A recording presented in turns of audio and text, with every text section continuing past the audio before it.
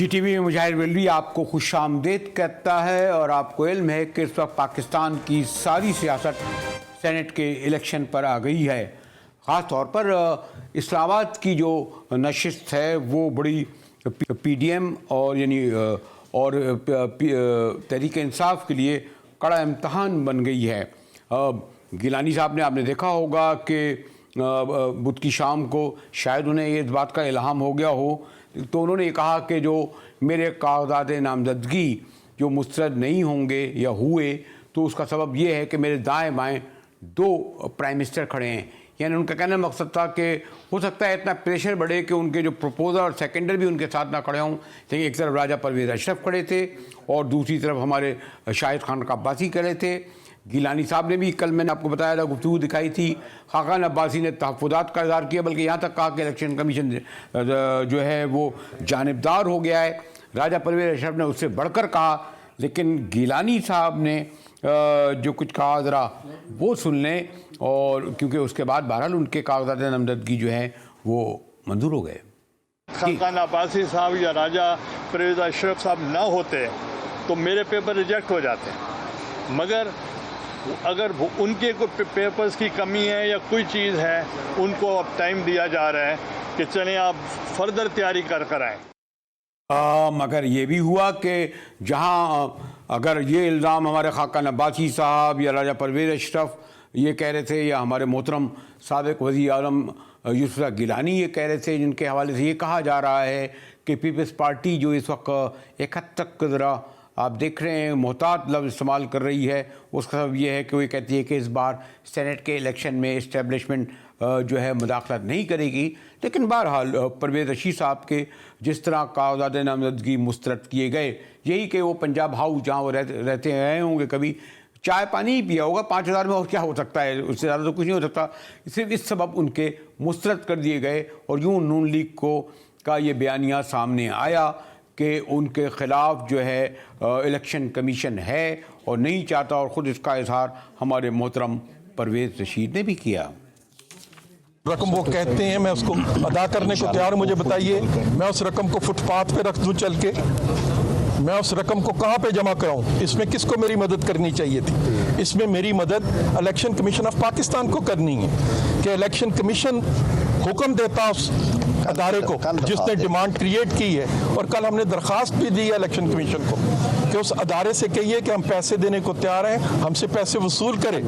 لیکن وہ پیسے وصول کرنے کو بھی تیار نہیں، الیکشن کمیشن انہیں کچھ بلانے کو اور کہنے کو بھی تیار نہیں، جس کا کام ہے الیکشن کمیشن کا کہ وہ میرا یہ حق مجھے دے کہ میں انتخاب میں حصہ لے سکوں، اور انتخاب میں حصہ لینے کے لیے جو شرائط ہیں میں پوری کروں، میں ان شرائط کو پورا کرنے کو تیار ہوں، لیکن اس کے باوجود مجھے یہ میرا حق نہیں دیا گیا۔ جی تو سنا آپ نے ہمارے محترم سینیٹر پرویز رشید کو، جو خاص طور پر مریم نواز کے کہتے ہیں جی مینٹور ہیں، اور جو ان کی تقاریر ہوتی ہیں، جو ان کا بیانیہ ہوتا ہے، اور یقیناً کڑے وقت میں مشرف صاحب کے پرویز رشید صاحب نے اپنی وابستگیاں رکھی، اور غالباً یہ 5,000 والا معاملہ بالکل انہوں نے صحیح کہا کہ وہ جمع کرا دیتے ہیں، اور اگر ان کو اجازت بھی ملنی چاہیے الیکشن لڑنے کی تو شاید پھر الیکشن کمیشن پر یہ الزام نہ لگے جو یوسف گیلانی صاحب کے حوالے سے ان پر لگ رہا تھا۔ میں نے سوچا کہ ذرا اپنے چیئرمین سینٹ محترم وسیم سجاد صاحب کو زحمت دی جائے کہ جو 2006 سے لے کر 2012 تک سینٹ کے چیئرمین رہے، پھر ایک قائم مقام صدر بھی رہے، بعد بھی پاکستانی سیاست جو ہے خاص طور پر اسلام آباد کے پاور کوریڈور میں اس میں سرگرم عمل رہتے ہیں، اور ہمیشہ مہربانی فرماتے ہیں ہمارے محترم چیئرمین سینٹ صاحب جب میں انہیں زحمت دیتا ہوں۔ جی وسیم سجاد صاحب، ایک تو اس پر میں بعد میں آؤں گا، جو اس وقت یہ کنٹروورسی چل رہی ہے کہ جو الیکشن کمیشن آ گیا ہے، سپریم کورٹ میں کارروائی چل رہی ہے، گیلانی صاحب کے منظور ہو گئے، پرویز رشید مسترد ہو گئے، یعنی پورا الیکشن اس وقت تنازع کا شکار ہے۔ تو آپ جو 2006 سے 12 کے درمیان رہے اور خود منتخب ہوئے، تو آپ کے سوری سے میں جسارت نہیں کر سکتا، کیا کچھ وہ خریدنے فروخت کا مسئلہ تھا یا کوئی اسٹیبلشمنٹ کا اشارہ تھا؟ اس وقت تو یہی کہا جا رہا ہے کہ جی اے ٹی ایم کھلی ہوئی ہیں، اسٹیبلشمنٹ کردار ادا کر رہا ہے، اور پھر سنجرانی صاحب کا الیکشن بھی ہمارے سامنے ہے کہ جہاں بہرحال وفاداریاں تبدیل کی گئیں. سوال ذرا سوری معذرت کے ساتھ طویل تو ہو گیا ہے، لیکن میں چاہوں گا کہ ذرا آپ تفصیل سے اس پس منظر کو بتائیں. جی، یہ شکایات جو ہیں یہ کبھی کبھی آئی ہیں کہ سینٹ کے ممبرشپ کے لیے لوگوں نے پیسے دے کے سینٹ کی سیٹ حاصل کی، لیکن یہ شکایات اتنی زیادہ نہیں تھیں، اور زیادہ تر یہ شکایات یا بلوچستان سے آئی تھیں یا خیبر پختونخوا سے آئی تھیں. پنجاب سے اتنی زیادہ شکایات نہیں آئیں اور سندھ سے بھی بہت کم آئیں. تو لگتا ہے کہ یہ جو مسئلہ تھا زیادہ ان دو صوبوں میں تھا اور وہاں پہ یہ مسئلہ آتا رہا ہے. جی، یہ میں نہیں کہہ سکتا کیونکہ میرے پاس کوئی ایسی تفصیل نہیں ہے، لیکن یہ درست ہے کہ جو صادق سنجرانی صاحب کے خلاف نو کانفیڈنس موشن ہوا تھا، اس میں پہلے جو اوپن ووٹنگ ہوئی تھی اس میں جو نتائج تھے وہ ذرا مختلف تھے، اور جب خفیہ ووٹنگ ہوئی تو ان کے حق میں تھا، لیکن میرے پاس اس کی تفصیلات نہیں ہیں. جی، تو اگر یہ بات درست ہے تو پھر یہ پارٹی کا فرض بنتا تھا کہ ایک تو وہ انتظامی کارروائی کرتے اپنے ممبروں کے خلاف جنہوں نے ووٹ ان کی پارٹی کے ڈسپلن کے خلاف ووٹ دیا ہے، اور دوسرا یہ ہے یہ تو جرم بھی بنتا ہے. جرم وہاں بنتا ہے جہاں پہ پیسے لے کے ووٹ دیا ہو، لیکن اگر کسی نے ویسے ہی ووٹ دیا ہے کہ جی مجھے سنجرانی صاحب کو نکالنا ٹھیک نہیں لگ رہا یا میرے ضمیر کے خلاف ہے، تو اس میں کوئی جرم نہیں ہے. وہ میرا خیال میں ایک سیاسی پروسیس ہوتا ہے اور اس کا حق ہے. حال ہی میں آپ نے دیکھا کہ امریکہ میں ٹرمپ کے خلاف جب یہ امپیچمنٹ کی پروسیس شروع ہوئی تھی تو کچھ ریپبلکنز نے جو ان کی پارٹی کے ممبر تھے ان کے خلاف ووٹ دیا. تو یہ کوئی غلط بات نہیں ہوتی کہ ان کی ضمیر کی آواز تھی، انہوں نے اس کے خلاف ووٹ دیا. لیکن اگر یہ سامنے آ جائے کہ پیسے لے کے دیا، رشوت لے کے دیا، تو یہ جرم بھی ہے، اس کی سزا بھی ہو سکتی ہے. ہمارے ہاں آپ نے فرمایا نا کہ حاصل بزنجو صاحب نے کہا تھا کہ میں نے نام بھی دیے، لیکن وہ نام کے بارے میں پارٹی کا فرض تھا کہ وہ کارروائی کرتے، ان کے خلاف تعدیبی کارروائی ہوتی، اور اگر انہوں نے رشوت لی ہے تو باقاعدہ FIA کو، پولیس کو یہ کیس جانا چاہیے تھا تاکہ وہ اس کی تفتیش کرتے اور ان کے خلاف باقاعدہ عدالت میں کارروائی کی جاتی. ایک تو محترم وسیم زیاد صاحب، ہمیشہ میں کچھ زیادہ احتیاط کرتا ہوں کیونکہ آپ وزیر قانون بھی رہے، چیئرمین سینٹ بھی رہے، قائم مقام صدر بھی رہے، اور سب سے بڑھ کر یہ کہ آپ کے والد بھی جسٹس سجادان بہت بڑے، اور آپ تو ممتاز ماہر قانون بھی ہیں. تو اس لیے جب میں اس حوالے سے سوال کرتا ہوں یہ آئین اور قانون کے بارے میں تو اپنی جو الفاظ کی غریبی کا بھی احساس رہتا ہے. لیکن یہ ذرا میں آپ سے بلکہ اپنی انفارمیشن کے لیے، اپنے قالین کی انفارمیشن کہتا ہوں کہ الیکشن کمیشن ہمارے یہاں آپ کو ہمیشہ کنٹروورشل رہتا ہے. یعنی اگر آپ ہار گئے تو الیکشن کمیشن نے مداخلت کی، جیت گئے تو الیکشن کمیشن آزاد تھا، جب جتنے بھی پاس کے الیکشن دیکھیں. لیکن دلچسپ بات یہ ہے کہ اگر پہلے بھی ہوا ہوگا کہ ایون سپریم کورٹ میں الیکشن کمیشن کو کٹہرے میں کھڑا کر دیا ہے، اور ایک عام پرسیپشن یہ ہے کہ الیکشن کمیشن کو آزاد ہوتا ہے، آزاد ہونا چاہیے. اب یہی دیکھیے نا کہ ڈسکشن ہو رہا ہے سپریم کورٹ میں کہ الیکشن شو آف ہینڈ سے ہوں، خفیہ بیلٹ سے ہوں، اور پھر کچھ یہ بھی خیال پایا جاتا ہے کہ متنازع نمائندگی سے کیوں نہ ہوں، یعنی جس طرح وہ خواتین کا ہوتا ہے. تو جی وسیم سجاد صاحب. جی، کانسٹیٹیوشن میں تو میرے نزدیک جو میری سمجھ ہے آرٹیکل 226 ہے، وہ یہ کہتا ہے کہ تمام الیکشنز جو آئین کے تحت ہوتی ہیں وہ خفیہ بیلٹ کے ذریعے ہونی چاہیے. اور آئین کے تحت سینٹ کا الیکشن ہوتا ہے، اور جب سے سینٹ بنا ہے سن 73 کے بعد تمام الیکشنز خفیہ رائے شماری کے تحت ہوئی ہیں. اگر اس میں کوئی تبدیلی کی ضرورت ہے اور یہ شکایت آ رہی ہیں کہ بھی اس میں رشوت استعمال کی جاتی ہے، تو پھر آئین کے آرٹیکل 226 میں تبدیلی کرنی چاہیے. اس کے علاوہ نہیں ہو سکتا. یہ حکومت کی جو کوشش ہے کہ عام قانون کے تحت ہم اس کو تبدیل کر لیں، میرے نزدیک یہ ممکن نہیں ہے. اور یہ ایک اور اس میں بڑا میں سمجھتا ہوں اہم پہلو ہے وہ یہ ہے کہ یہ معاملہ پارلیمنٹ میں جانا چاہیے کہ جی کیا آپ اس میں تبدیلی چاہتے ہیں، خفیہ رائے شماری چاہتے ہیں یا کوئی اور طریقہ چاہتے ہیں. تو یہ پارلیمنٹ کی اہمیت کو کم کرنے کے مترادف ہے کہ ان کے بغیر ایک عام قانون کے تحت اس میں تبدیلی کر دی جائے. پارلیمنٹ کی وقت اپنی جگہ ہے. اگر پارلیمنٹ میں کوئی دقت آ رہی ہے جس میں کہتے ہیں جی ہماری اکثریت نہیں ہے، تو یہ ایک کافی جواز نہیں بنتا اس بات کا کہ خود بخود بغیر پارلیمنٹ کی منظوری کے تبدیلی کر دی جائے. یہ میرے خیال میں پارلیمنٹ کو کمزور کرنے کے مترادف ہے، پارلیمنٹ کی اہمیت کم کرنے کے مترادف ہے. اور ہمارے پارلیمنٹری نظام میں کوشش تو یہ ہونی چاہیے کہ پارلیمنٹ زیادہ مضبوط ہو، اور جتنی مضبوط ہوگی ہمارے نظام میں وہ بہتر ہوگا. اس سے ملک کا جو سیاسی نظام ہے وہ زیادہ مستحکم ہوگا. محترم وسیم سجاد صاحب، پھر میں یہ سوال کرنے کی اجازت کروں گا کہ پارلیمنٹ کو اہمیت کہاں دی جاتی ہے؟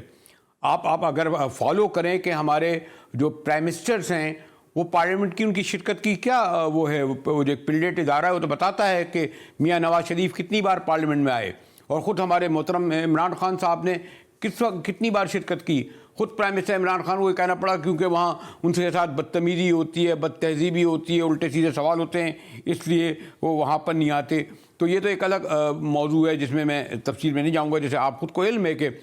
پارلیمنٹ ہوا یا آئین ہوا، ہمارے فوجی سیکریٹری تو کہتے تھے یہ کیا ہے پارلیمنٹ، اب تو غیر جماعتی پارلیمنٹ بھی ہم نے دیکھ لی، آئین بھی کہتے ہیں 8 صفحے کا تھا. لیکن یہ آج ہی دیکھیے نا کہ chief justice of Pakistan justice Gulzar صاحب کے پاس جب یہ کیس ہے تو ان کا مکالمہ ہمارے سندھ کے اٹارنی جنرل سے ہوتا ہے. اور آپ یعنی سوری ٹو سے میں پھر یہ احتیاط رکھوں گا کیونکہ معاملہ کہیں توہین عدالت کے زمرے میں نہیں آئے کہ سندھ کے اٹارنی جنرل نے چیف جسٹس سے یہ کہا جب انہوں نے کوئی سوال کیا یہ کہ میثاق جمہوریت کا کیا ہوا، جس میں نون لیگ نے اور پیپلز پارٹی نے طے کیا تھا کہ سینٹ کے الیکشن یا باقی الیکشن کس طرح ہوں گے. تو اس پر ہمارے سندھ کے اٹارنی جنرل نے یہ کہا کہ عدالت جو کو سیاست میں گفتگو کرنا نہیں چاہیے. تو آپ کیا سمجھتے ہیں کہ چیف جسٹس نے جب اگر میثاق جمہوریت کا ذکر کر دیا تو یہ سیاست میں ضمن میں آئے گا؟ پھر ایک بات پہ معذرت کے سوال میرا طویل تو ہو رہا ہے لیکن میں چاہ رہا تھا کہ اس کے حوالے سے آپ ذرا زیادہ تفصیل سے ہماری معلومات میں اضافہ کریں. محترم وسیم سجاد صاحب،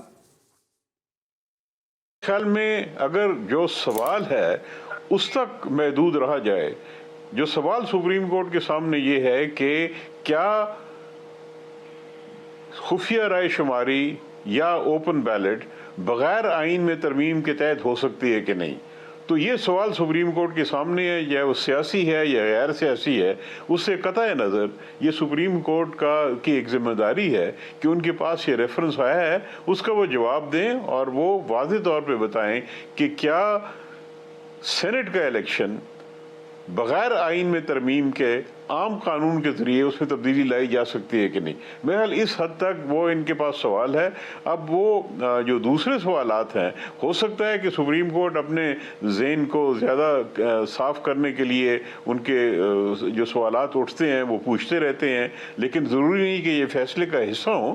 دیکھنا یہ ہوگا کہ وہ بالآخر کیا فیصلہ کرتے ہیں. اور ان کے سامنے سوال یہی ہے کہ کیا آئین میں ترمیم کی ضرورت ہے یا بغیر آئین میں ترمیم کے عام قانون کے تحت یہ کام کیا جا سکتا ہے. حکومت کے پاس چونکہ اکثریت نہیں ہے، 2/3 اکثریت سینٹ میں بھی نہیں ہے، قومی اسمبلی میں بھی نہیں ہے، لہذا وہ ایک طریقہ انہوں نے نکالا کہ جی ہم عام قانون میں ترمیم کے ذریعے یہ مقصد حاصل کر لیں. میرے خیال میں یہ شاید ممکن نہیں، لیکن بہرحال سپریم کورٹ میں یہ معاملہ ہے اور جو سپریم کورٹ فیصلہ کرے گی وہی حتمی فیصلہ ہوگا، اس کے مطابق ہی آئندہ الیکشن ہوں گے. ٹھیک ہے. محترم وسیم صاحب، ایک اور جو ہے بڑی میرے نزدیک میں اس کو سمجھ نہیں پا رہا کیونکہ ہمیشہ الیکشن کمیشن، جیسے میں نے آپ سے پہلے بھی کہا تھا کہ کنٹروورشل رہتا ہے. تو کیا الیکشن کمیشن اگر ہم کمپیئر کریں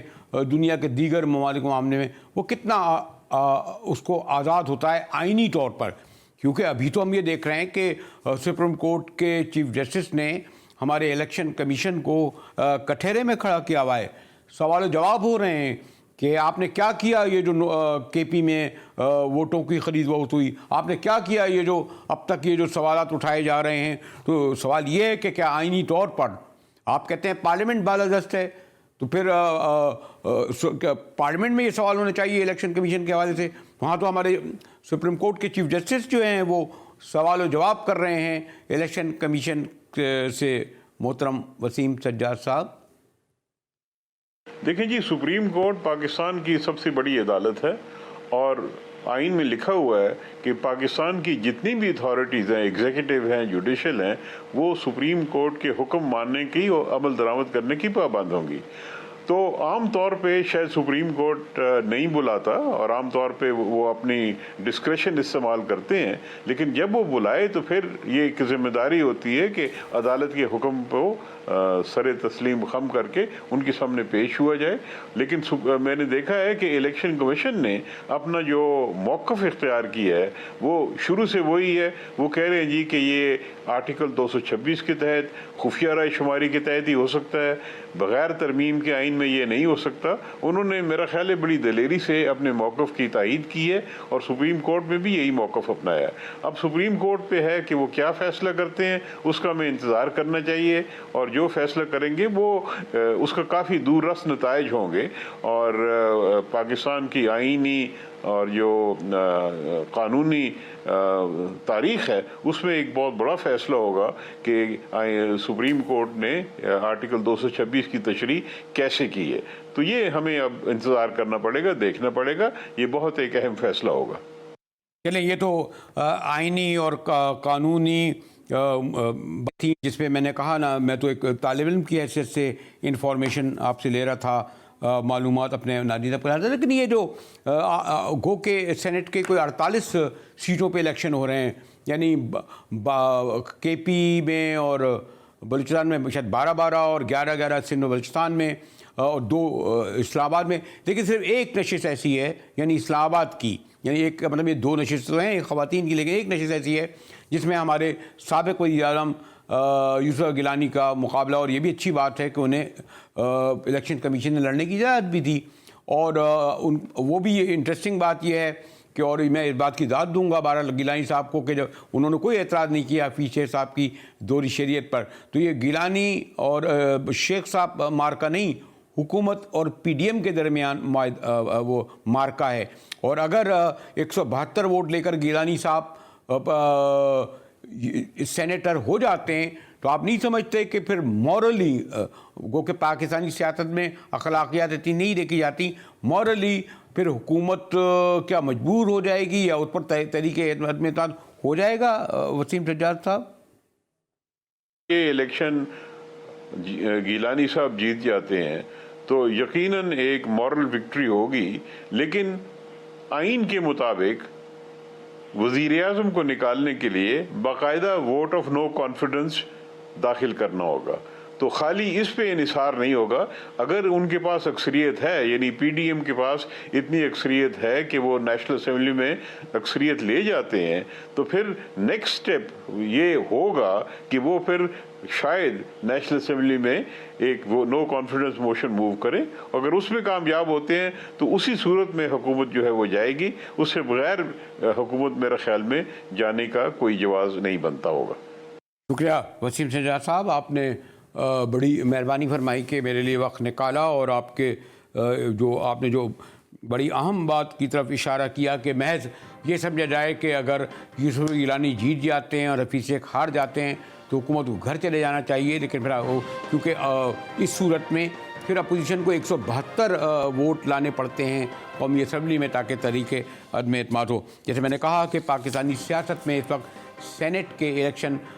छाए हुए हैं और इसमें एक जो ख़ास तौर पर PTI यानी खान साहब हमारे प्राइम मिनिस्टर पे भी ये कहा जा रहा है कि उन्होंने शायद, मैं शायद ही गलत इस्तेमाल करूँ, यकीन से नहीं, कि कहीं दोस्ती और रिश्तेदारी तो नहीं निभा रहे कि आज मीडिया जो है कि दूसरी बड़ी ख़बर ये थी गिलानी साहब और परवेज़ शेरवान के खातून अव्वल काबिल एहतराम हमारे लिए, उनकी जो फराज शहदारी साहिबा हैं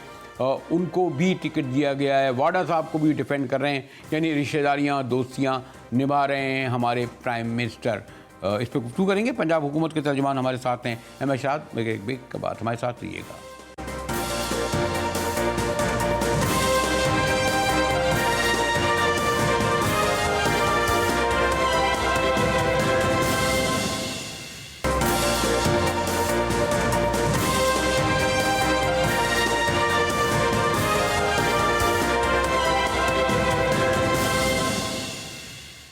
جی ٹی وی مجاہد ولی ایک بار پھر آپ کو خوش آمدید کہتا ہے. جس سے میں نے کہا کہ پاکستان کی ساری سیاست اس وقت سینٹ کے ارد گرد گھوم رہی ہے.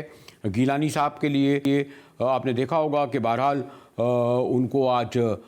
کاغذات ان کے منظور ہو گئے, پرویز رشید صاحب کے ریجیکٹ ہو گئے. لیکن ایک اور انٹرسٹنگ جو آج آپ نے سارے دن دیکھا ہوگا میڈیا میں ڈومینیٹ کرتا رہا, وہ پی ٹی آئی کی قیادت کے حوالے سے جو ٹکٹ دیے گئے ہیں ان میں اور سب پہ نہیں, سب سے زیادہ کہا جا رہا ہے کہ خاتون جن کا نام فرح شہزادی ہے اور ہماری خاتون اول اور کی قریبی دوست ہیں. اور میں بالکل بصد احترام یہ کہوں کہ میں بڑا محتاط رہتا ہوں کہ ہم خواتین کے حوالے سے گفتگو کرتے ہوئے کوئی ایسے سوال نہ اٹھائیں, کوئی ایسی بات نہ کریں جو افواہ کی شکل میں ہوں. لیکن بہرحال سارا دن یہ خبر چلتی رہی کہ فرح شہزادی صاحبہ اگر سینیٹر ہو گئیں تو وہ امیر ترین جو ہیں وہ سینیٹر ہوں گی, کہ ان کے اثاثے کوئی 70 کروڑ کے قریب یا لگ بھگ ہیں. بھئی اگر انہوں نے بہرحال ڈکلیئر تو کیے نا, اگر ان کے یہ اثاثے ہیں. اور اگر لیکن یہ بھی تو ہے کہ پھر جہاں فرح شہزادی کے بارے میں گفتگو ہوئی, وہیں فیصل واڈا صاحب کے بارے میں کہ ماشاءاللہ وہ بھی کروڑ پتی نہیں شاید ارب پتی ہوں, کہ خان صاحب نے بہرحال اپنے ان دوست کے لیے جو ان کا بڑے کڑے وقت میں ساتھ رہے وہ ان کے ساتھ کھڑے رہے. میں نے سوچا کہ جب یہ دو اہم یعنی پی ٹی آئی کی قیادت کو اس بات پر ہمیشہ لوگ یہ کہتے ہیں کہ جناب پی ٹی آئی کی قیادت جو ہے, اور خود خان صاحب کے بارے میں بھی, کہ وہ اپنے نہ رشتہ داروں کو نوازتے ہیں نہ دوستوں کو نوازتے ہیں, بلکہ ہم نے پاس میں یہ دیکھا کہ انہوں نے اپنے بیشتر دوست جو بنی گالہ کے کچن کیبنٹ میں ہوتے تھے, کچن کیبنٹ کے سمجھے جاتے تھے, ان کو نکال باہر کیا. احمد شہزاد ترجمان حکومت پنجاب میرے ساتھ ہیں. احمد شہزاد, میں نے جیسے ابھی کہا بھی کہ میں اس بات کا خیال رکھتا ہوں کہ کم از کم خواتین کے بارے میں گفتگو میں محتاط استعمال کیے جائے لفظ, لیکن دوستی کے حوالے سے یہ جو ٹکٹ دیا گیا فیصل واڈا صاحب کو, اس پر سوال اٹھے. اور سب سے زیادہ جو آج دن بھر گفتگو ہوتی رہی وہ فرح شہزادی صاحبہ کے بارے میں کہ امیر ترین خاتون کو ٹکٹ دے دیا گیا کہ وہ خاتون اول کی دوست ہیں. جی شہزاد. تو میرا خیال ہے جی کہ 90% آف دا جو سینٹ کے ٹکٹس ہیں اس حوالے سے جس حوالے آپ بات کر رہے ہیں, تو میرا خیال ہے کہ سارے کارکنان ہیں جو نظریاتی کارکنان ہیں ان کو دیے گئے ٹکٹس. جو آپ فیصل واڈا صاحب کی بات کر رہے ہیں, فیصل واڈا صاحب ٹھیک ہے کراچائٹ ہیں, ایک ویل آف ہیں, لیکن اس کا مطلب نہیں کہ وہ کارکن نہیں ہیں. دیکھیے کارکن ہے, وہ نظریاتی کارکن ہے اور عمران خان سے بہت دیر سے منسلک ہیں اور پارٹی کے ساتھ ایک مخلص اور لائل آدمی ہیں. یہ ضرور ہے کہ وہ ایک ویل آف فیملی سے ہیں, ویل آف ہیں, تو لیکن وہ کارکن ہیں. اور یہ بھی بہت اہم ہے کہ ساتھ ویل آف بھی ہونا اور اپنے تمام تر اس جو اپنی ساری لگانی جدوجہد, اپنی کارکردگی, اپنی ساری جو محنت ہے انہوں نے اپنے عمران خان کو دی اور صرف نظریاتی طور پہ دی. میرے خیال ہے وہ کورنگ کینڈیڈیٹ ہیں. فرح صاحبہ جو ہے نا وہ کورنگ کینڈیڈیٹ ہیں ڈاکٹر زرکا صاحبہ کی, تو کورنگ کینڈیڈیٹ خاتون کو ہی ہونا چاہیے تھا جس کے لیے ان کو بنایا گیا ہے. چلیں آپ کی بات تسلیم کر لیتے ہیں ایسے ہی, لیکن یہ بھی تو ہے نا احمد شہزاد کے بھلے آپ سمجھتے ہیں کہ میرٹ پہ ٹکٹ دیے گئے تھے, تو جو آپ نے میرٹ پہ ٹکٹ دیے تھے خیر خبر پختونخوا میں, آپ کا مطلب یہ ہے کہ آپ کی پارٹی نے, تو وہ ان کے 20 ارکان تھے نا جنہوں نے بہرحال وفاداریاں بدلیں, اور پتہ نہیں شاید بینیفیشری پیل پارٹی ہو, لیکن 20 ارکان نے وفاداری بدلی. یہ بھی ہم کریڈٹ دے سکتے ہیں تحریک انصاف کو کہ انہوں نے 20 ارکان کو نکال باہر کیا. آج ہم ان ویڈیو میں دیکھ رہے ہیں حالانکہ اگر انہوں نے اس طرح کا یہ نوٹوں کی گڈیاں سامنے رکھی تھیں تو ان کو اپنے گھروں میں نہیں جیل کے اندر ہونا چاہیے تھا, لاک اپ میں ہونا چاہیے تھا, ہتھکڑیوں سمیت ہونا چاہیے تھا. کیا کرا کے پی حکومت نے اگر انہوں نے اس طرح کے پیسے لیے, لیکن اس بحث میں نہیں پڑتے کیونکہ اس وقت. لیکن یہ بھی تو ہو سکتا ہے کہ جو ہم نے یہ بھی دیکھا کہ آپ کی حکومت سوری ٹو سے بیساکھیوں پہ کھڑی ہے. ایم کیو ایم کے 5-6 پھر جی ڈی اے, پھر کاف لیگ ہے, اور جب یہ ابھی مرحلہ آیا تھا ایک بجٹ کے موقع پر تو ہمارے بگٹی صاحب کے ایک صاحبزادے کو سنا ہے راتوں رات جناب 40-45 کروڑ روپے جو ہے ان کو دیے گئے جو فنڈ کے حوالے سے. اس لیے آپ یہ سمجھتے ہیں جو آپ جن کو میرٹ پر کہہ رہے ہیں کہ وہ آپ کے سینیٹرز ہوں گے ان کو تمام آپ کے اراکین اسمبلی ووٹ دیں، اور جیسے میں نے آپ سے کے پی کا کہا وہاں تو 20 لوگوں نے ووٹ نہیں دیے نا احمد شہزاد؟ میرا خیال ہے سر گھبراہٹ ہونی بھی چاہیے، کیونکہ یہ ایک سیاسی اور جمہوری ہے ہماری پارلیمانی سسٹم جو ہے، یہ گھبراہٹ اور ہونا بھی چاہیے، اور میرا خیال ہے ہر جماعت کو ہے، صرف پاکستان تحریک انصاف کو نہیں ہے، بلکہ پاکستان تحریک انصاف اس بات پر عمل کرانا چاہتی ہے کہ کم از کم یہ جو پارلیمنٹیرینز کی تذلیل ہوتی ہے، جو عوام سے ووٹ لے کر آتے ہیں، وہ عوام سے اگر ووٹ لے کر آتے ہیں تو عوام کا حق ادا کریں، نہ کہ اس امانت جو ان کو ملی ہوئی ہے اس امانت کو کہیں وہ غلط استعمال نہ کر دیں۔ میرے خیال پاکستان تحریک انصاف اس عمل کو، یہ جو آپ کہہ لیں جو بازار لگتا ہے، اس کو ختم کرنے کے لیے سارے جدوجہد کر رہی ہے۔ اس کو قطعاً اس سے نہیں ہے کہ اس کی زیادہ سیٹیں ہوں یا کم سیٹیں بن جائیں، اس کا یہی ہے کہ جتنی جس کی کچھ سیٹیں بنتی ہیں جتنا اس کو سیٹیں ملنی چاہیے، اور یہ ایک جمہوری عمل ہے۔ میرا خیال ہے کہ دوسری جماعتوں کو بھی سوچنا چاہیے کہ اس پہ ہم نے پاکستان تحریک انصاف کا ساتھ دینا چاہیے۔ شکریہ احمد شہزاد صاحب۔ اور جب سینٹ کا ذکر ہو رہا ہے تو بہرحال مجھے اپنے سینیٹر مشاہد اللہ صاحب اس لیے یاد ہوں گے کہ ایک تو شہر کراچی سے تعلق تھا، اور جب ابتدا میں ٹی وی آیا تھا تو بڑے تواتر سے ہمارے انٹرویور تھے، پھر وہ اسلام آباد منتقل ہو گئے، اور یہ بھی ہے کہ بڑے جرأت مندی سے، بڑی بہادری سے وہ اسٹینڈ لیتے تھے اسٹیبلشمنٹ کے خلاف۔ ان کی بیماری کی خبر تو آ رہی تھی، اور بلکہ میرا تعلق ان سے اتنا قریبی تھا کہ مجھے ان کے لواحقین کو پرسہ بھی دینا تھا، لیکن سینیٹر مشاہد اللہ تمام تر سختیوں کے باوجود نون لیگ اور اس کی قیادت سے انہیں وابستگی رکھی، اسی لیے انہیں دوبارہ سینیٹ کا ٹکٹ بھی دیا۔ لیکن مجھے یہ علم نہیں تھا کہ ہمارے مشاہد اللہ صاحب جو ہیں وہ اتنی جلدی جو بیماری ہے اس کے سبب گزر جائیں گے۔ اور آج جیسے میں نے کہا نا کہ جہاں اور بڑے ایونٹ ہوئے ہیں یا بڑی بڑی خبریں آ رہی ہیں، ان میں سینیٹر مشاہد اللہ کا گزرنا بہرحال بڑا تکلیف دہ رہا۔ اور یہ بھی ہے کہ دو چار لوگ ہوتے ہیں، ورنہ اب تو کم رہ گئے، جن کے سبب سینیٹ میں ایک بڑا ماحول بنا رہتا تھا، اور وہ میرے شاعر عوام حبیب جالب کے تو بڑے وہ مداح تھے، ان کے شعر پڑھتے رہتے تھے۔ اور ابھی بھی دیکھیے آپ ایک جھلک کہ جس میں سینیٹر مشاہد اللہ سینیٹ میں اپنی جو ہے نا مخصوص انداز میں جو ہے موشگافیاں کر رہے ہیں یا اپنے سنی خودی، اور میں نے کہا نا مجھے افسوس ہوا۔